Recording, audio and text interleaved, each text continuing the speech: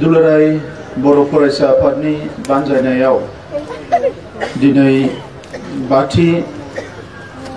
BTR गोजोन गोरोबथा सान फालिनाय बे हाबाफारिखौ दैदेननाय दुलाराय बर' फरायसा आफादनि आफादगिरि आथिखालनि सासे बर' माहारिनि गोख्रों दैदेनगिरि दिपेन बर' बिथां बे हाबाफारियाव बाहागो लानानै जोंनि बे हाबाफारिखौ बेखेवनानै होलांनाय आथिखालनि बर' थुनलाइ आफादनि आफादगिरि लोगोसे बर' माहारिनि सासे सानसुमै बिथां प्रफेसर सुरत नार्जारी सार हाबाफारियाव बिबुंथि होलांनाय दुलाराय बर' फरायसा आफादनि बारग' आफादगिरि बारग' राज्य सभानि एमपि आरो आथिखालाव केबिनेट मन्त्री इउजि ब्रह्म बिथां एबसुनि आगुनि आफादगिरि आथिखालाव राज्य सभानि एमपि रोंगोरा नार्जारी बिथां जोंनि लकसभानि एमपि जयन्त बसुमतारी बिथां बाहागो लानो हानाय जोंनि डिपुटि चिफ मानगोनां गबिन्द बसुमतारी बिथां गासैबो इएम बिथांमोन एमएलए बिथांमोन आरो एमसिएलए बिथांमोन दिनैनि हाबाफारियाव बाहागो लानो हानाय ट्राइबेल संघनि आफादगिरि सुकुमार बसुमतारी बिथां थुनलाइ आफादनि गाहाय नेहाथारि नीलकान्त गयारी बिथां हारिमु आफादनि आफादगिरि बिजुएल नेलसन दैमारी बिथां आबोबनि आफादगिरि आब' दिपाली नार्जारी बीसीए नि आफादगिरि फुंखा महिलारी दिनैनि हाबाफारियाव बाहागो लाफैनो हानाय मानगोनां बड' डिपार्टमेन्ट टीचार एसोसिएशननि आफादगिरि बिथां एक्सबिएलटि वेलफेयार ससाइटिनि आफादगिरि मन कुमार ब्रह्म बिथां यूबीपीओनि भाइस प्रेसिडेन्ट बादल बसुमतारी बिथांजों लोगोसे जौसाङाव जिरायनाय गासिबो आलासि बिथांमोन कार्बि आंलंनि इएम बिलिमोहन खाख्लारि बिथां दुलाराय बर' फरायसा आफादनि आरो बर'नि गुबुन गुबुन माहारि आफादफ्राव बिबान लालांनाय सिनियर नोंथांमोन आथिखालनि बिबानगिरि नोंथांमोन बाहागो लानाय रायजो राजा नोंथांमोन आरो देंखोगिरि बिथांमोनजों लोगोसे बानजायनायाव बाहागो लानाय बानजायगिरि नोंथांमोन आङो दिनै बे 5th जि एकर्ड डे बेनि गाहाम हामलायनायखौ नोंथांमोन बयनोबो बावहरबाय गिबि एकर्ड नैथि एकर्ड आरो थामथि एकर्ड बे गासैबो बे गोरोबथा जाजासिम बर'नि जांख्रिथायाव बाहागो लानानै जाय बिथांमोना मुंख्लं जालांबाय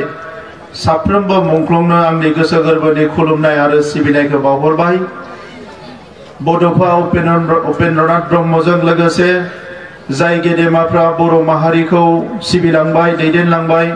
बिथांमोननोबो आंनि खुलुमनाय सिबिनायखौ बावहरबाय आरो दिनैसिम बर' हारिनि गुबुन गुबुन हाबा मावनानै कन्ट्रिबिउसन होनानै जायफ्रा थांनानै दङ बिथांमोननोबो आङो गोसो गोरबोनिफ्राय साबायखर बावहरदों दा बे समाव गोलाव बाथ्रा बुंनो आंबो सानाखै नाथाय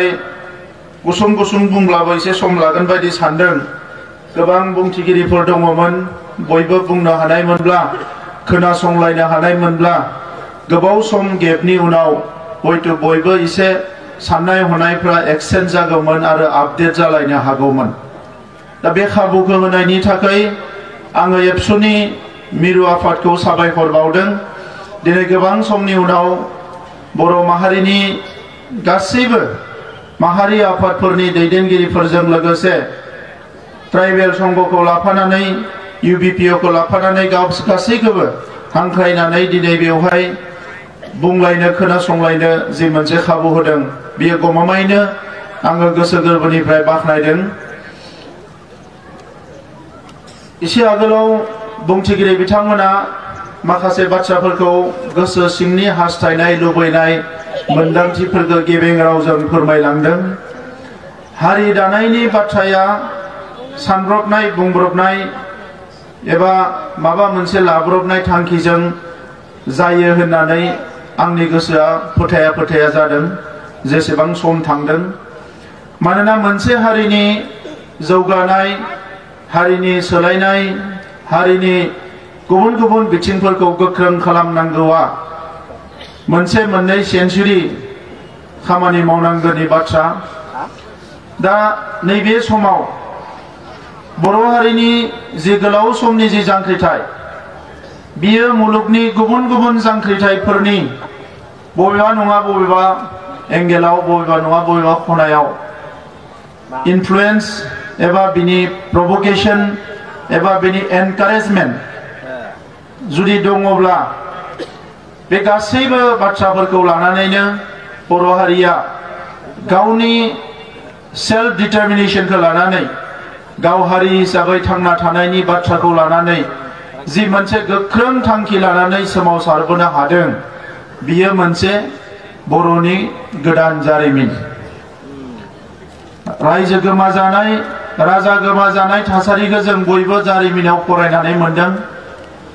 नाथाय भारत उदांस्रि जानायनि उन आरो सिगांनि जि बाथ्राफोर बै समखौ नायोब्ला जोंनि जि गिबि सिरिनि दैदेनगिरि बिथांमोनखौ जोङो गोसो गोरबोजों बाख्नायनांगोन। बै समाव गोबां बेले बेजे सोमजिदोंमोन। जोंल' नङा, गुबुन हारिफ्राबो रायजो गोमाजानाय, राजा गोमाजानाय, हादोर गोमाजानाय रायजोफोरनि गेजेराव गोबां बेले बेजे नुजादोंमोन। दा बेवहाय जाय जाय सांग्रां हारि बिथांमोना गावनि गोनां गोनां बिथिंफोरखौ बुथुमनानै मोनसे थिरांथा लानानै गुबुन गुबुन लामाजों बिथांमोना सोमावसारबोनानै हाबा मावनानै हारि हिसाबै थांनानै थादों। भारत उदांस्रिनि सिगांनि समखिनिखौ नायोब्ला जोङो बिदिनो नुयो। नाथाय दिनै गोसो गोरबोआव थुलुंगानाय मोनो जे थांनाय 100 बोसोराव बर'आ मालाबाबो दैदेनगिरिनि आंखाल जाबोआखै, बर'आ मालाबाबो आफादफोरनि आंखाल जाबोआखै। जि समाव जेखौ नांगौ बेबायदि आफादा जोनोम जादों आरो जि समाव जेबायदि सोमावसारनाय नांगौ बे सोमावसारनायखौबो हारियाव लाबोदों। आरो बिनिनो फिथाइ महरै बै थांखिफोरनिनो मोनसे बाहागो महरै जोङो उनाव नुदों जे डेमोक्रेटिक सोमावसारनायनिफ्राय लानानै सिलाय लानानै सोमावसारनायसिम बर' हारिया आवगायबोदों। दा आंनि गुसेब मेलेमजों आरो गुसुं समनि मोनदांथिजों आङो बेखौनो बुङो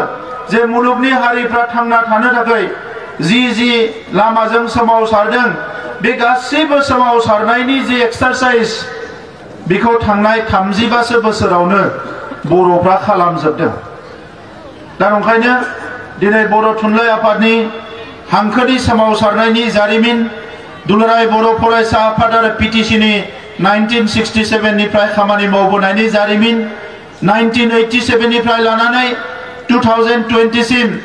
एबसुनि, बिएलटिनि, एनडिबिनि गुबुन गुबुन लामाजों सोमावसारनायनि जारिमिन, बे मोनफ्रोमबो जारिमिनखौ जोङो लिरनायनि सम जाबाय। मानोना एसे आगोलाव जोंहा गबिन्द बसुमतारी बिथाङाबो बुंदों आरो बिनि सिगाङाव जोंहा मानगोनां मन्त्रि बिथाङाबो बुंदों जे दिनैनि समा हाथियार लानानै सोमावसारनाय एबा फिजिकेल कनफ्लिक्टआव फैनायनि सम नङा। बेवहाय जोङो मेलेमजों दावहा नांनांगोन। सोरबाया साननो हानाय जे बिथांमोनहा दायो गादियाव जिरायना थानायखाय एनादार मुभमेन्टखौ लुबैयाखै। दा जुदि बोथोरा थिगबा, गासैबो थिगबा, मुभमेन्टनि स्पिरिटखौ जोंबो दायो लानानै दंबाय थायो। नाथाय सम मिथिया, बोथोर मिथिया सोमावसारनानै मुभमेन्ट खालामनानै हारिखौसो आन्दायहोनाय जागोन। आरो बिनि माखासे बिदिन्थिया दङ। सम थायोबा आङो मोनफा मोनफा बिदिन्थि होनानै बुंनो हायो। आरो आंनि बिजिरनायाव आं बेखौनो नुदों जे सोमावसारनाया गावहानो हारसिं मोनसे फिलसफि सोमजिखायो। जोङो दैदेनगिरिफ्रा मोनसे फिलसफि लानानै, सान्थौ सानस्रि लानानै, मोनसे मिशन आरो भिजन लानानै सोमावसारो। नाथाय सोमावसारनाया गेजेर ससेयाव मोनसे गावबा हारसिंनो फिलसफि सोरजिनानै लायो। बैखौ बुजिनो हायोबाथाय बे सोमावसारनाया मोनसे फिथाइ होयो। आरो बेखौ बुजिनो हायाबा सोमावसारनायाबो धंस जायो, हारियाबो धंस जायो। दिनै बर'आ one of the vibrant community भारताव मानो 30 बोसोराव नेनानै थायाखै मोनथाम गोरोबथा खालामदों आरो जाय हारिया जोंनिख्रुइ जौगानाय हारि होननानै सानो बिथांमोना मोनसे गोरोबथा खालामदों आरो बेखौनो इमप्लिमेन्ट खालामनो थाखाय 30 बोसोर सोमावसारनो गोनां जादों जुदि बिजिरनानै नायोबा रुजुनानै नायोबा नुगोन दा नंखायनो जे दिनैनि समाव आं बेखौनो खावलायनो सानदों जोङो मोनसे गोरोबथा खालामग्राया गुबुन मोनसे गोरोबथा खालामग्राखौ टारगेट खालामालासे जों जुदि गिबि जेनेरेशननिफ्राय नेक्स्ट जेनेरेशनसिम एबा लास्ट जेनेरेशनसिम दिनैनि तारिखाव बुंनो थाङोबा जों जुदि कानेक्टिं दा डट्स खालामनो हायोबा अब्ला जोंनि हारियाव जेबो जेंना थानाय नङा भलेन्टियार फर्सआबो खामानि मावदों बै समनि एबसुनि दैदेनगिरिफोर आबो जेसेबां जि आफाद दङ बयबो खामानि मावदों सेकेन्ड टाइमाव एनडिबि बिएलटि जेसेबां एबसुनि बयबो खामानि मावदों बै समाव बिपिएससिबो दङमोन बयबो खामानिखौ मावै मावै गिबि गोरोबथा खालामदों नैथि गोरोबथा खालामदों थामथि गोरोबथाबो खालामदों आरो थामथि गोरोबथा खालामनाय समाव जिहेतु मोनसे पलिटिकेल मोनसे सेन्टार जानानै दङमोन बे गोरोबथायाव जोंनि मानसिफ्रा सोरबा गोसो दङबाबो गोरोबथाखौ बाख्नायाखैमोन एसे गोनो गोथोआव दङमोन नाथाय मोनफ्रोमबो गोरोबथाया हारिनि थाखाय साफा सानै सानस्लाबै मानसिफ्रा जेला ससियेल मिडियायाव बुङो बहाबा बहाबा बुङो बै बुंग्रा मानसिनि बेकग्राउन्डखौ बिजिरालासिनो जों मालाबा आन्दायफ्लांनो नागिरो जे बे मुभमेन्टआ बे गोरोबथाफोरा गमामायैनो मोजां जायाखै नामा सोरबा साजा रावजों बुंनानै होयो बे गोरोबथाया हारि फाननायनि गोरोबथा जादों बे गोरोबथाया हारिखौ धंस खालामनायनि गोरोबथा जादों लोगो लोगो जोङो आन्दायो नंमारगौसो नामा होननानै मानोना नों बे माने जांख्रिखांनायाव नों थैजों मोदोमजों गोथौयै हाबाखै नों गासैबो फिलसफिखौ बुजिनो नाजायाखै भारतबर्षआ बोरै सोलियो भारत हादरा जेला उदांस्रि मोनो 1947 मायथाइयाव आरो 1950 मायथाइयाव जेब्ला जोंनि संबिजिता गनायथि मोनो कन्स्टिट्यूशना बै समनिफ्राय जोंनि भारताव जों जे मोनसे माहारि जोंहा जे हारि हिसाबै मोनथाय दङ राव थुनलाइ हारिमु सिनायथि गासैबो दङ बे बाथ्राखौ भारतनि संबिजितनि जायखौ प्रिएम्बल होननानै बुङो खुगाफोरनाय बेवहाय रोखायै बुंनायनि बादै जिखिनि क्लज दङ जिखिनि चेप्टारफोर दङ बेवहाय नोंखौ हारि हिसाबै थांना थानायखौ बारा एनकारेज खालामाखै बै खालिनिफ्राय नोङो सिटिजेन जाबाय आंबो सिटिजेन जाबाय नोगोरारि आं भटार जाबाय नोंबो भटार जाबाय दा भारताव 17 जौनिख्रुइ बारा डाइलेक्टसफोर रावारि फोलेरफोर दाबो दङ भारताव नाथाय भारतनि मात्र 22 रावाल' दिनै मा होनो रिकगनिशन मोनदों भारताव बै मानसिफ्रा भारतीय नङा नामा बै मानसिफ्राबो भारतीय बै मानसिफ्राबो भारतनिनो थागिबि नाथाय बे रावारि मानसिफ्रा दाबो रिकगनिशन मोनाखै बिथांमोननि आइडेन्टिटिया दाबो प्रोटेक्टेड जायाखै दिनै बर' हारिनि दैदेनगिरिफोरखौ आं मानो बाख्नायदों आङो जेब्ला सोमावसारबाय थानाय समाव गुबुन गुबुन हारिफोरखौ नायदों अब्ला नुदों जे 1 कौटि सुबुं अनजिमा थानाय हारि दङ नाथाय बिसोरनि रावा 80% थिसनजायाखै जोङो 15-20 लाख सुबुं अनजिमा थानाय हारिनि रावा 80% थिसनजादों अब्ला साननानै नाय बर' दैदेनगिरिफ्रा बेसेबां गोलावसिम सानहरनो हायो आरो बिनि थाखायनो दिनै एकमात्र नर्थ इस्टआव बर'आ मोनसे गोख्रों हारि महरै जों गसंथानो हादों खालि खोथाया बेल' जोंहा रायजो गैया रायजो गैयैया जोंखौ बर'फोरखौ हमथानानै दोननो हायाखै दिनै मालायफ्रा जेसेबां पद्मश्री मोनदों जोंनियाबो बिसिनि पद्मश्री मोनदों सोरबा सोरबा हारियाथ' दाबो सासेबो पद्मश्री मोनाखै मालाया बेसेबां साहित्य एकाडेमि मोनदों जोंनियाबो बिनिख्रुइ उनाव जागायनानैबो गोबां साहित्य एकाडेमि मोनबाय मालायफ्रा बेसेबां इउनिभार्सिटिफ्राव स्कलार ओंखारदों जोंहाबो दाबो साफा सानैबाबो फरेन इउनिभार्सिटिफ्राव स्कलारफोर ओंखारदों कुनु मोनसे जिनिसाव फासयनानै थायाखै कुनु डिस्क्रिमिनेशननि गेजेरजोंबो जोंहा नेशनेल प्लेयार ओंखारदों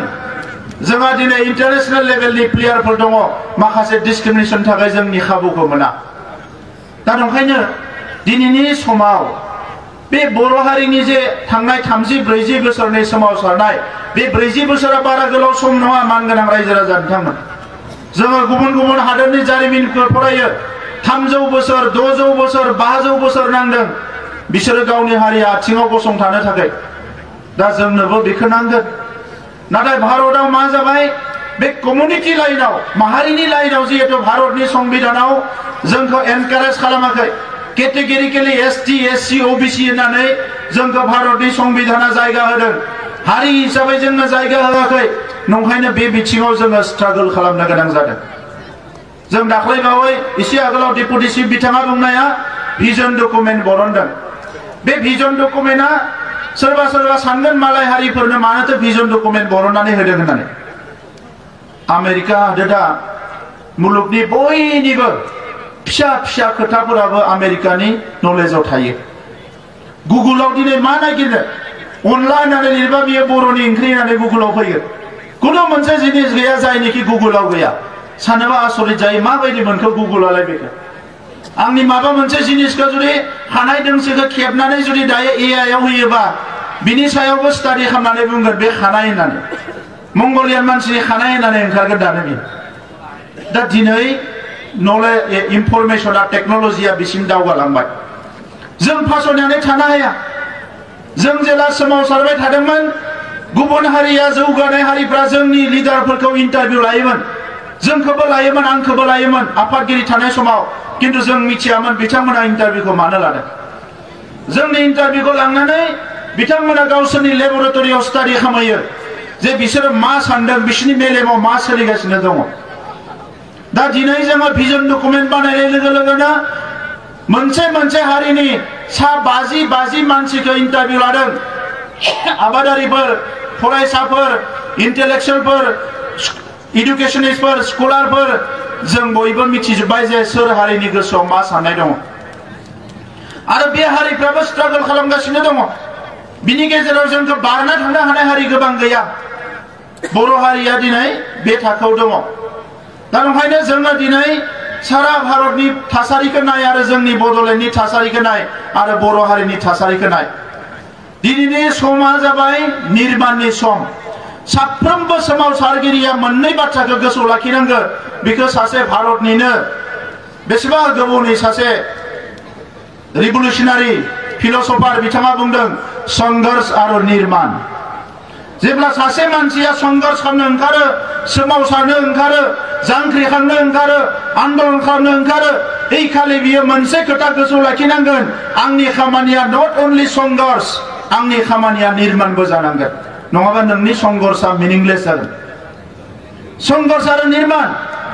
जाय थैलांबाय बिथ' थैलांबाय दिनै मुंख्लं जालांबाय किन्तु जाय थांनानै थाबाय बिसोरनि मेलेमाव जुदि कुनु डिजाइन गैया हारिखौ बोरैहाय जौगाहोगोन हारिखौ बोरैहाय दागोन जोंनि सोलोंथाइखौ बोरैहाय दागोन रांखान्थि समाजखान्थिखौ बोरै खालामगोन हारिमुखौ बोरै दागोन बिनि जुदि नोंनियाव जेबो डिजाइन गैयाबा नों अनलि संघर्ष खालामनानै निर्माण गैयाबा नोंनि संघर्षआ कुनु फिथाइ थायनाय नङा दा ओंखायनो दिनैनि समाव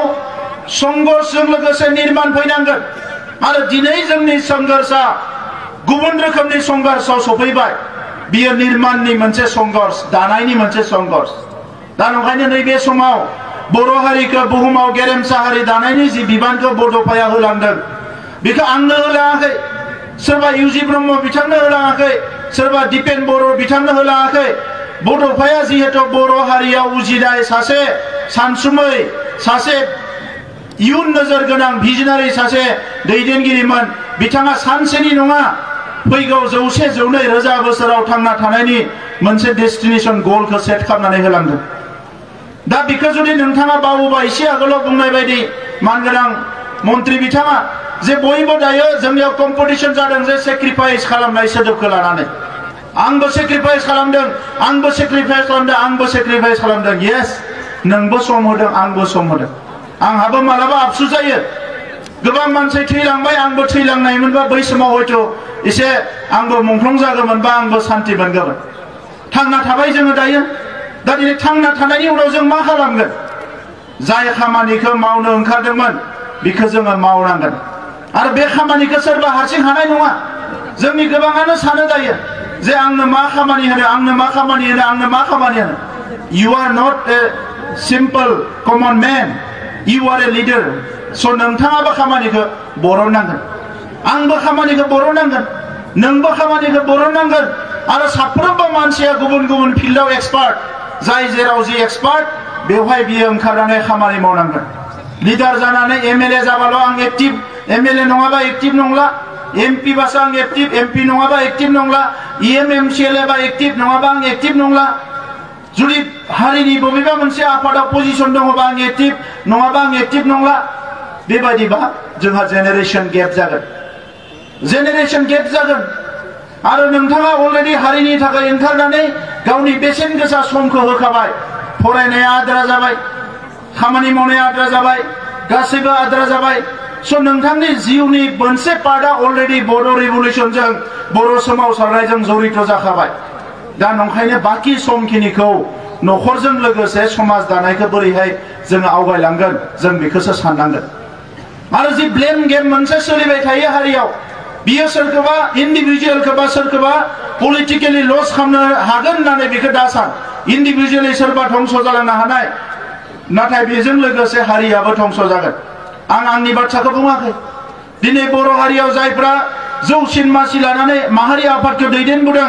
बिथांमोना गाव हारसिङैनो साफा साफा मोनफा मोनफा इनस्टिट्यूशन बायदि जायो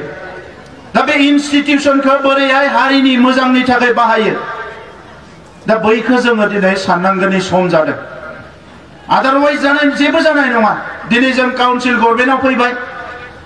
काउन्सिल गभर्नमेन्टआ उइदाउट एनि मिशन आरो भिजन उइदाउट प्लान पलिसि सोलिगासिनो दङमोन इडुकेशनखौ मा खालामगोन एग्रिकालचारखौ मा खालामगोन ससियेल कालचारेल इस्युखौ जों बोरै आवगायहोगोन जोंनि सिनेमा बानायग्राफोरखौ जों बोरै मदद होगोन मेथाइ खनग्राफोरखौ बोरै मदद होगोन स्पर्ट्समेनफोरखौ बोरै मदद होगोन कुनु मोनसे मिशन भिजन प्लान पलिसि गैयामोन बे 4 बोसोराव गोलाव समनि सोमावसारनायनि मोनसे उपलब्धि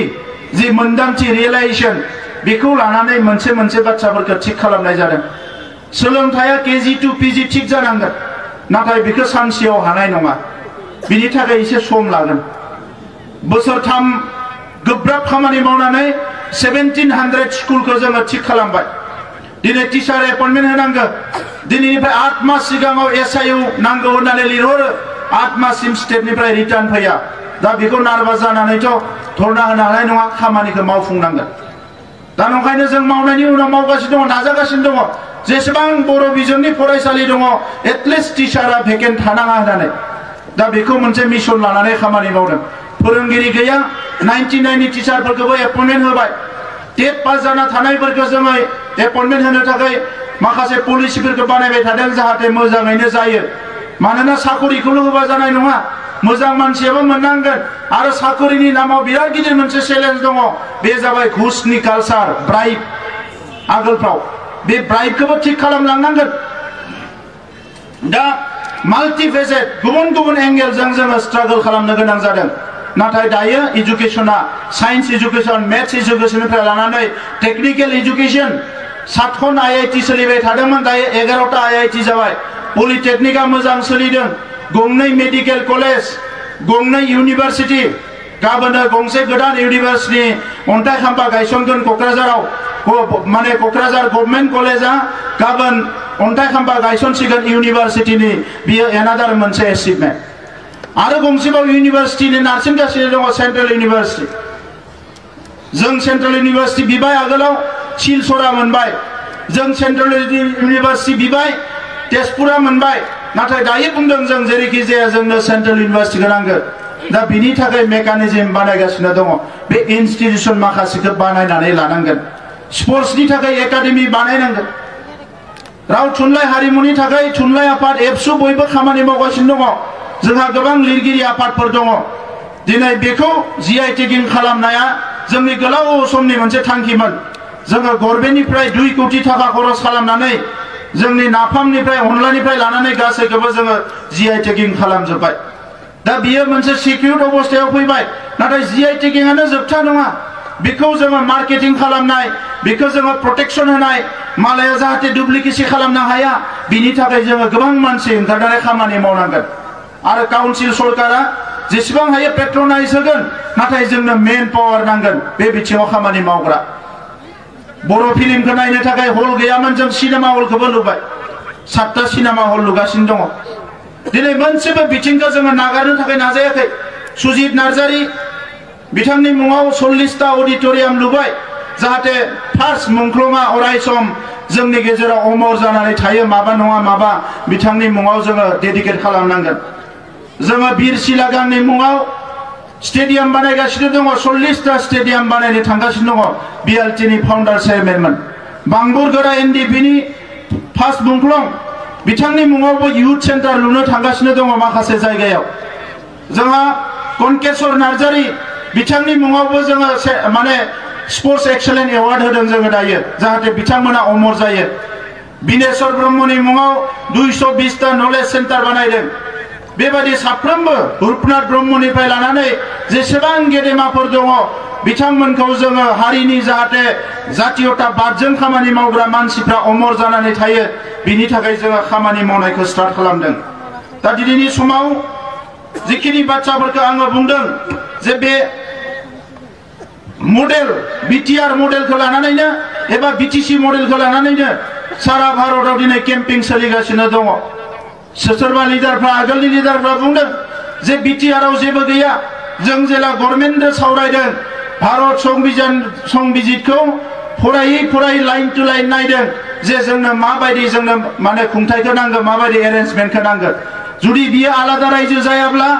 जोंनि हा हु गासैखौबो रैखाथि होनो थाखाय 6 सिडिउलानो जोंनिया जानांगौ नाथाय बेवहाय मोननै टारगेटमोन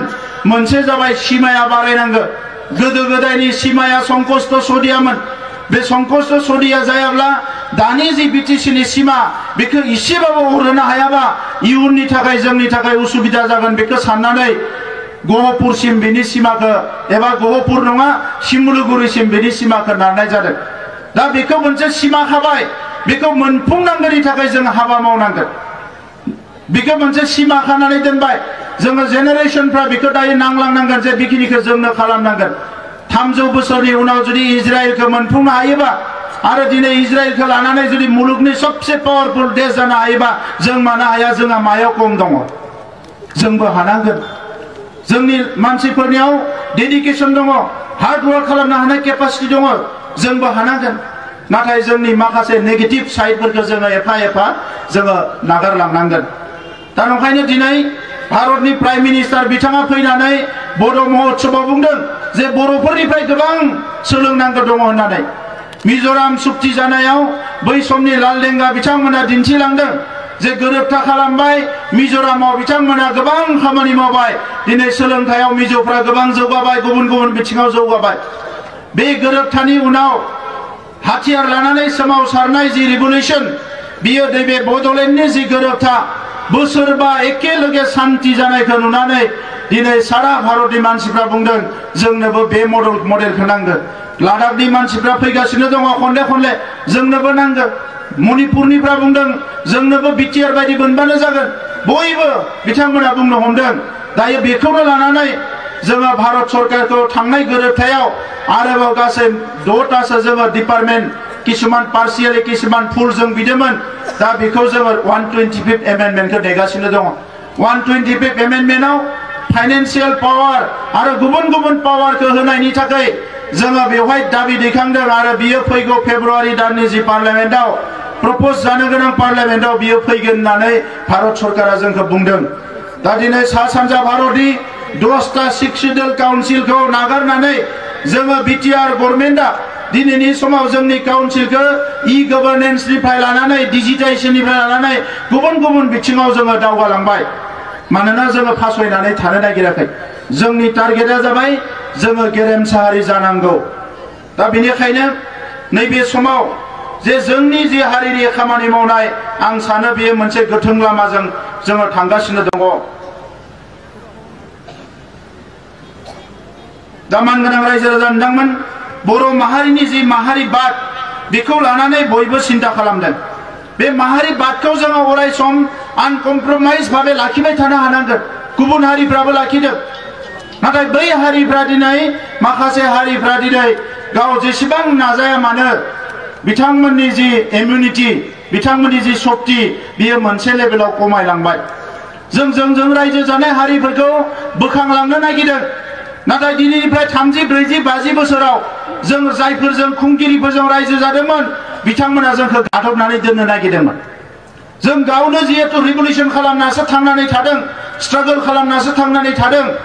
जों रायजो जानाय हारिफोरखौबो जोङो जुदि अननानै मोजाङै लांफानो हायोब्ला गाबोन समफोर जोंनि जे खामानिफोर मावनाय बिथांमोना जोंखौ मदद होगोन आरो भारतआव दिनै नङा गाबोनो मालाबा नङा मालाबा गोदान रायजोनि बाथ्राया फैफिनगोन बेखौ लानानै सानगोन जे दिनै जोंबो राजखान्थि मोनथायखौ जिखिनिखौ मोनबाय बियो मोनसे लामाजों आवगायगासिनो दङ सार दिनै भारतनि गिदिर अफिसारफ्रा बुंदों बे काउन्सिलखौ बेसेबां गोबाव सालायनो 35 लाख पपुलेशन दङ मोनसे काउन्सिलाव आरो नर्थ इस्ट इन्डियायाव गासै 8टा जि नर्थ इस्ट माने स्टेट्सफोर दङ बिनि गेजेराव जोंनि सुबुं अनजिमाया 3थि नाथाय बियो काउन्सिलसो आसामा 1 नम्बराव त्रिपुराया 2 नम्बराव आरो 3 नम्बराव बड'लेण्ड टेरिटरियेल रिजन जोङो 3 नम्बराव दङ दिनै जि त्रिपुराया भारत सरकारनि फाइनेन्स कमिसननि रां मोनो बिथांमोना 50,000 कोटिनि बारा मोनो मेघालया जोंनिख्रुइ खम सुबुं अनजिमाया 29 लाखल' बिथांमोनाबो जोंनिख्रुइ बारा मोनो जोंनि ओनसोला दिनै रांखान्थियाव जेरैबायदि मोननांगौ बेखौ मोना बिनि जाहोना गुबुन नङा बिनि जाहोना जाबाय कन्स्टिटिउशनेल मानोना फाइनेन्सियेल पावारा स्टेट आरो सेन्टारनि गेजेराव राननानै दोनदों कुनु काउन्सिलनो फाइनेन्सियेल पावार होनायनि खोथा गैया दा नंखायनो भारत सरकार आसाम सरकार बयबो जिहेतु जोंनि ओनसोल जौगानाय जोंनि हारि जौगानाय जोंनि हारिनि सिनायथि थामोनथानि रैखाथि होनाय बे गासैबो बाथ्राखौ लानानै बिथांमोना जोंनो मोनथाम गोरोबथा खालामबाय दिनै बिथांमोना जोंनि बे गोरोबथाफोरखौ मोगथां महर होनांगौआ जे बिथांमोननि बिबान बेखौ बिथांमोना जोबोद मोजाङैनो मिथिगौ भारतनि प्राइम मिनिस्टार नरेन्द्र मोदी बिथांजों खनले लोगो मोननाय जायो मालाबा बै समाव रायलायनाय जायो अब्ला बिथाङा बेखौ बुङो जे बे काउन्सिलखौ लासैनो माने मोर स्ट्रं खालामलांनांगोन होननानै अमित शाह बिथाङा बुङो जे बे काउन्सिलनि जेसेबां जेंना दङ बेखौ 100% सल्भ खालामनांगोन दा बेफोरखौ नायोबा दिनै नेशनेल लिडारफोरा बे बाथ्राफोरखौ बुजिनाया आगोलनिख्रुइ दायो एसे क्लियार जासिनबाय दा नैबे समाव मेनलि एसे आगोलाव बुंदों जे मार्टियारफोरनि बेलायाव गाबोन जिखिनि होगोन बेखिनिखौ होयोबा 630 मार्टियारा दिनै गासैबो एक्स ग्रेसियाखौ मोनगोन रिहेबिलिटेशनखौथ' गोबाङानो मोनखाबाय एसे थालांदोंमोन बेखौबो थाबैनो मोनगोन केसनि बेलायाव अलरेडि बुंदों जे माखासे एनआईए केस दङ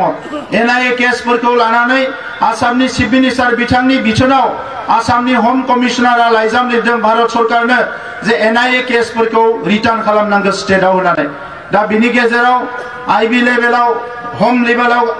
माने सावरायनाय जादों दिल्लीयाव जायफोर केसफोरनि नेचारखौ नायनानै जुदिअबा बे माखासे हाइनेस क्राइम माखासे केसखौ डिजल्भ खालामनो हायो नामा बिनि थाखाय बाथ्रा सावरायनाया सोलिगासिनो दङ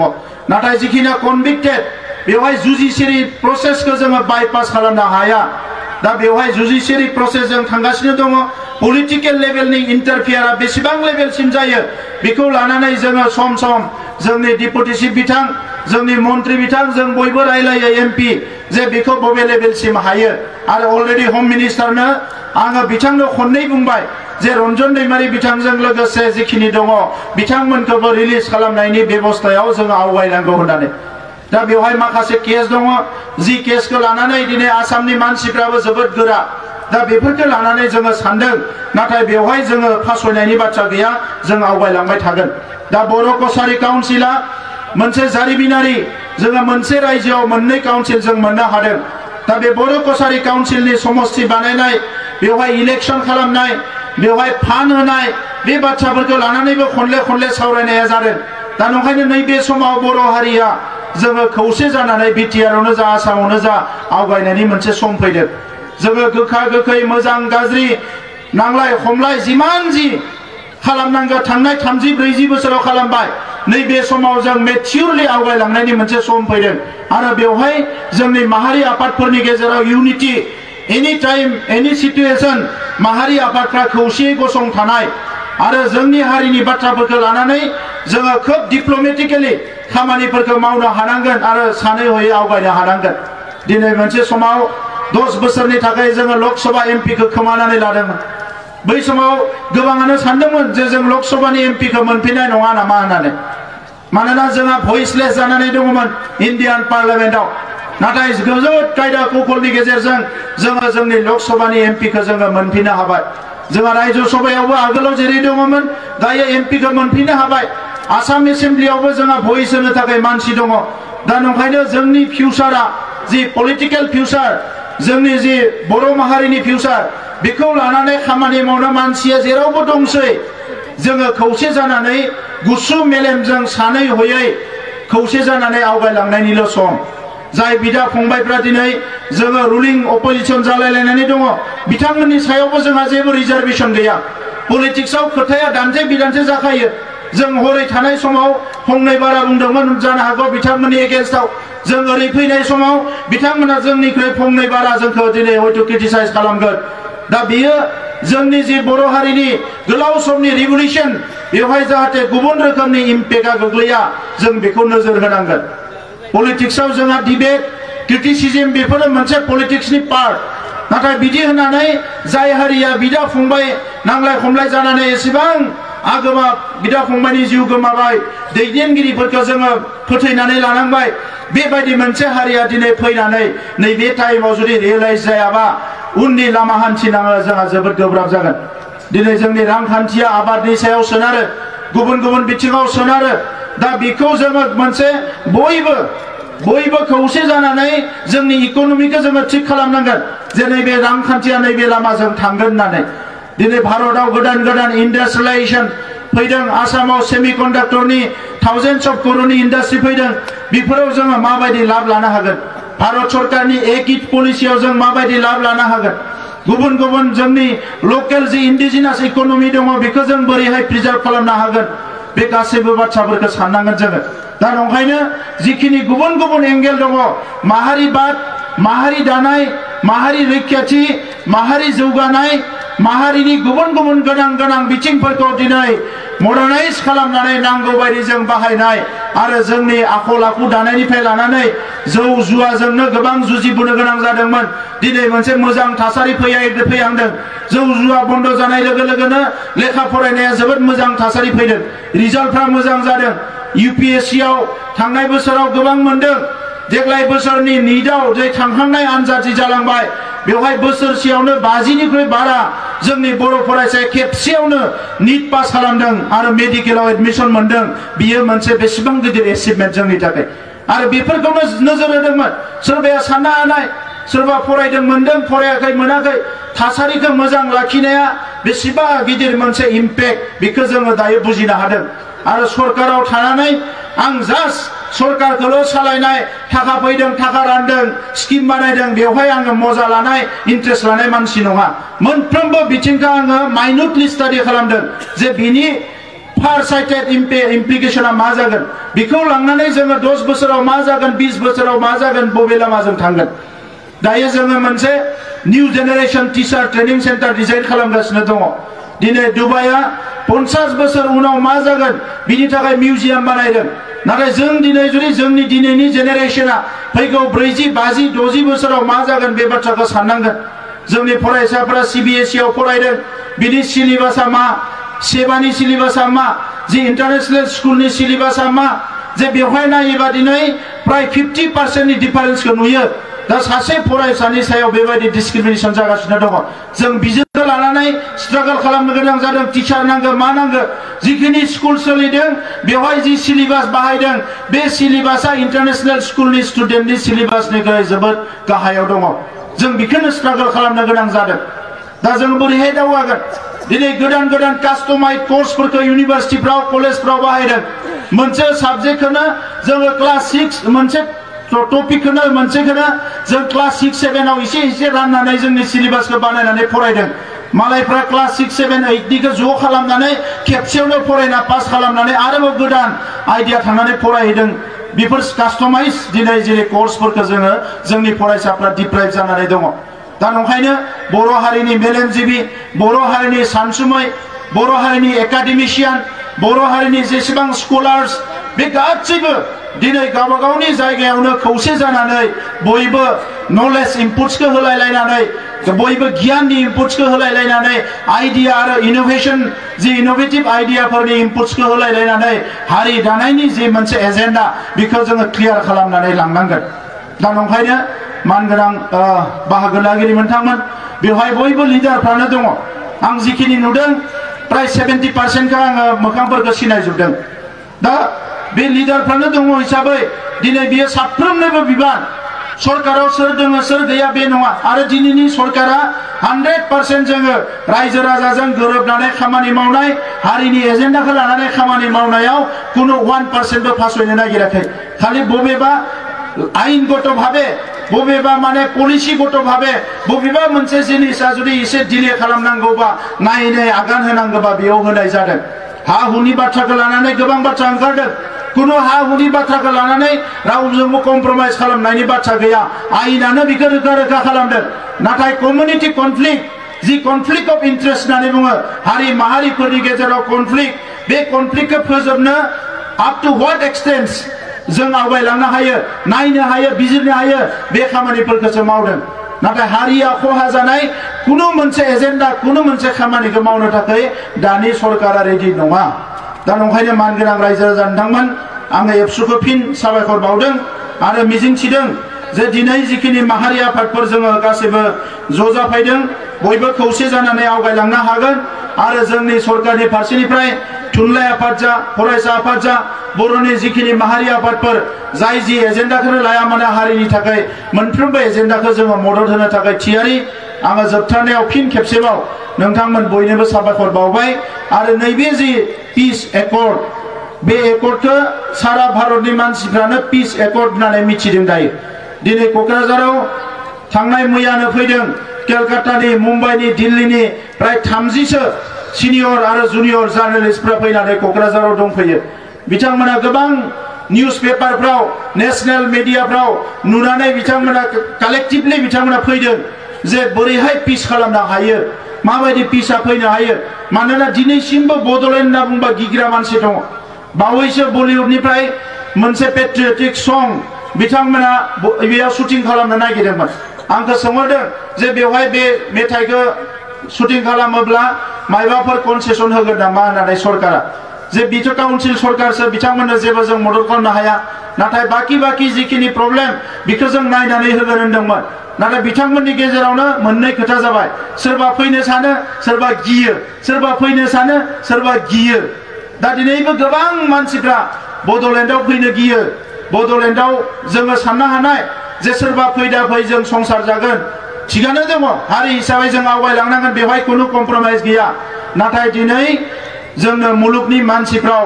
नलेजआ जिहेतु ग्लबेल सासे टुरिस्ट फैनाय लोगो लोगोनो बे मानसिया हारसिं फैनाय नङा बेजों ट्रेडिशन कालचार कास्टम बिनि नलेज इक'नमिक गासैबो फैफाजोबो आरो बिनि थाखाय जोङो थासारिखौ मोजां खालामनांगोन जोंनि मानसिफोरखौबो गुबुन जायगायाव जायगा होनांगोन जोंनि मानसिफ्रा साख्रि मावनो थांगोन फरायनो थांगोन बेफार फालांगि खालामनो थांगोन रिसार्च खालामनो थांगोन जेला मिथिगोन जे बड'लेण्डआ जोबोद शान्तिनि जायगा मोजांनि जायगा मुलुगनि मानसिफ्राबो जोंखौ बरायगोन दा बे बिथिंफोरखौ बयबो नोजोर होगोन बयनिसिमबो साबायखर बावनानै आंनि बुंनायखौ बेवहायनो फोजोबबाय गोजोन्थों।